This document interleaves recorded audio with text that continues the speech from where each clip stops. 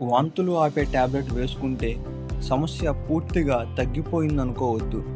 ఆండోసెట్రాన్ nausea మరియు vomiting తగ్గించడానికి ఉపయోగించే మందు.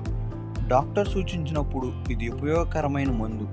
కానీ చాలామంది రిపీటెడ్ వామిటింగ్స్ ఉన్న సెల్ఫ్ మెడికేషన్ చేస్తున్నారు. డీహైడ్రేషన్ను పట్టించుకోవట్లేదు. పిల్లలకు డాక్టర్ అడ్వైజ్ లేకుండా వాడుతున్నారు.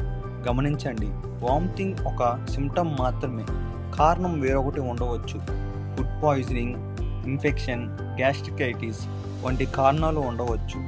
కొంతమందిలో ఈ మందు వలన కాన్స్టిపేషన్, హెడేక్, డిజీనెస్ రావచ్చు. అందుకే ఫ్లూయిడ్స్ మరియు ఓఆర్ఎస్ కూడా తీసుకోవడం ముఖ్యం.